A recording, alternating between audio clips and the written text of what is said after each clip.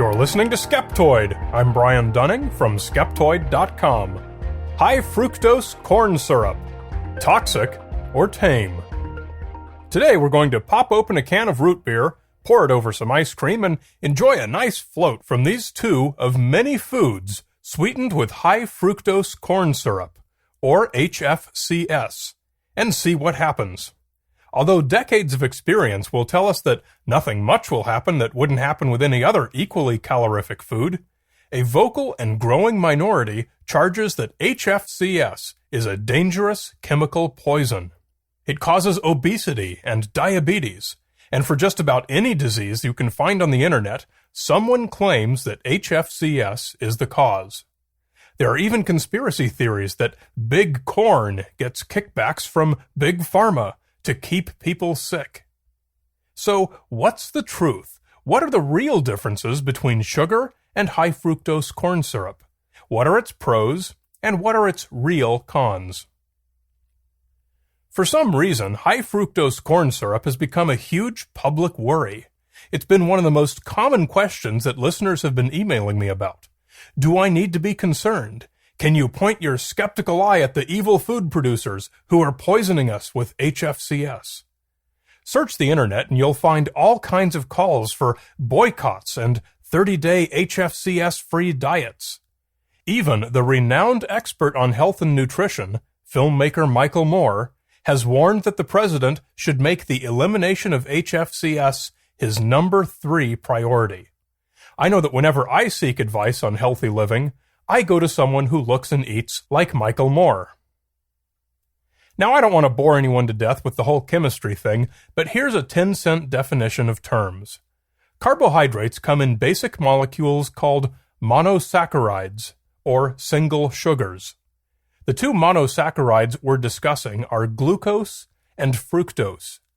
Regular table sugar is a disaccharide of glucose and fructose, which means that the two monosaccharides are chemically bound into a larger, more complex disaccharide molecule called sucrose. That's sugar. HFCS consists of the same two monosaccharides, only they're just mixed in together. The molecules are not bound. This means that HFCS can come in different blends. The more fructose relative to glucose, the sweeter it is. HFCS 55, which is 55% fructose, has a sweetness comparable to sugar and is used mainly in soft drinks. HFCS 42 is 42% fructose and is a little less sweet than sugar and is used in most other foods. When you consume regular sugar, sucrose, the first thing your digestive system does is break the chemical bond and separate it into glucose and fructose. So once saccharides are in your body, it makes very little difference whether they came in as table sugar or as HFCS. You can also cook table sugar and unbind the saccharides that way. The corn lobby is always saying that HFCS is nutritionally the same as sugar, and this is what they're talking about. The chemistry is actually quite simple. So why the controversy? And why all the scaremongering about the terrors of high fructose corn syrup? The fact is that there is huge correlation between HFCS consumption and obesity, and all sorts of obesity-related conditions, like diabetes and heart disease. Nobody disputes that. The problem arises when people make the common error of mistaking correlation for causation. There's an equally valid correlation between obesity and dirty dishes. The cause of obesity and obesity-related diabetes is overeating more calories than you burn. It makes no difference whether you overeat food containing pure cane sugar, food containing HFCS, or organic spinach. Too many calories is too many calories, and you'll become obese and suffer the same obesity-related complications no matter what you ate to get you there. Fat is fat. So if it doesn't matter, why do American companies put HFCS in so many food products? The answer is simple. Farming conditions here are generally better for corn than for sugar. We have to import a lot of our sugar, mainly from Brazil, Mexico, and the Dominican Republic. To protect American corn farmers, we hit those sugar imports with tariffs. In retaliation, those countries put similar tariffs on the HFCS they import from us. Presto, HFCS stays cheap in the US, and sugar stays cheap in Latin America. Thus, Mexican Coke is made with sugar, and American Coke is made with HFCS. High fructose corn syrup is not only cheaper for American companies, its being a liquid makes it a lot handier to use. It's easier and cheaper to transport, for one thing. It has certain advantages in baking, browning, and fermentability. It doesn't recrystallize after baking like sugar can, and it makes foods moister. Okay, fine, so what are the disadvantages of HFCS? Real disadvantages are pretty humdrum. Obvious things, like it's not as handy to drop a spoonful into your coffee, or to keep in the little paper packets on a restaurant table. I found a huge number of bogus claims about it. Usually they misunderstand or misrepresent the chemistry, or they focus on the correlation instead of the cause. Here's one that gets the chemistry wrong. Drinking high fructose corn syrup increases your triglyceride levels and your LDL cholesterol. These effects only occurred in the study participants who drank fructose, not glucose. Regular corn syrup is all glucose. High fructose corn syrup is basically half glucose and half fructose, exactly the same as table sugar. Neither of these is pure fructose, which seems to be what these study participants drank. No source was given. It's a common misconception that because of its name, high fructose corn syrup is composed largely or entirely of fructose. It's not. Dr. Oz, the thoracic surgeon whom Oprah promotes as a health expert on everything, also gets the chemistry wrong.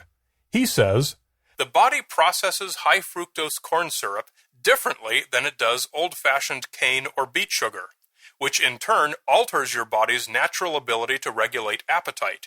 It blocks the ability of a chemical called leptin, which is the way your fat tells your brain it's there." This is an effect of fructose. Since HFCS and cane sugar have the same amount of fructose, they have the same effect on your leptin, which is a hormone that helps to regulate your metabolism. This particular charge is the one that's closest to true. Since the fructose in sugar is still bound to the glucose when you eat it, it does take some time before your body breaks the bond and the fructose is freed, anywhere from a few seconds to perhaps an hour. It's therefore plausible that there could be some delay in feeling full when you eat food sweetened with HFCS, relative to if you'd eaten an equivalent quantity of sugar. But all the studies have thus far shown no difference. There's one thing that complicates this type of research, and that's that the corn industry, including major producers of HFCS products like soft drinks, often fund some of the research that finds no special risks associated with HFCS relative to other sweeteners. My own experience reading research is that it's rarely clear who funded it. The exception is that when a reputable journal publishes such an article, where there would be a clear bias or conflict of interest, it's pointed out up front to remove any possibility of impropriety. Outside of this, I generally have no idea who funded a given study. You can go to the author's websites and find out who they work for, and sometimes you can get an idea. But should you always assume that scientists are not actually doing research, but merely parroting the commercial desires of whoever funds their grants? No doubt a small number do, but these are rarely or never the ones whose work passes the scrutiny of peer review and makes it into a reputable journal. They are often the ones whose work is published in lame alternative journals that merely claim peer review, and these are pretty easy for a seasoned researcher to spot. My conclusion is that when a study is of high quality and passes peer review to get into a reputable journal, it's generally reliable, regardless of who funded it.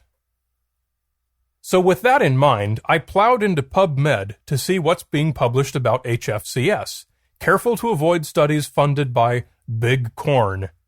I found quite a few clinical trials, like this one from the American Journal of Clinical Nutrition, that concluded, "Sucrose and HFCS do not have substantially different short-term endocrine and metabolic effects." and this one from the journal Nutrition that studied only normal weight women. When fructose is consumed in the form of HFCS, the measured metabolic responses do not differ from sucrose in lean women. Now I know from experience that I can't tackle a subject like this without being accused of being in the pocket of big corn, big pharma, big food, and big government as part of a giant evil conspiracy to keep everyone sick for fun and profit.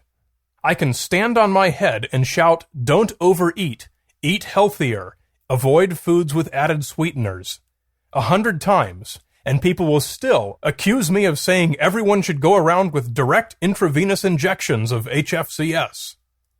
The culprit is overconsumption of high-calorie foods. Singling out HFCS, or replacing it with sugar, does nothing to address health or weight problems.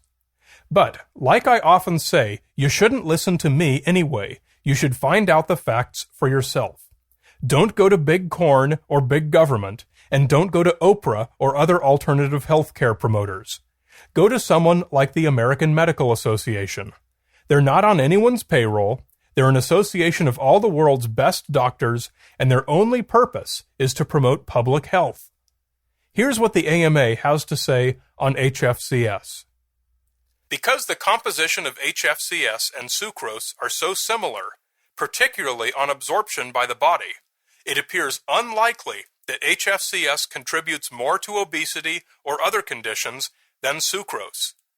At the present time, there is insufficient evidence to restrict use of HFCS or other fructose-containing sweeteners in the food supply or to require the use of warning labels on products containing HFCS. The AMA recommends that consumers limit the amount of added caloric sweeteners in their diet. If you're overweight, stop overeating, and stop trying to place the blame elsewhere.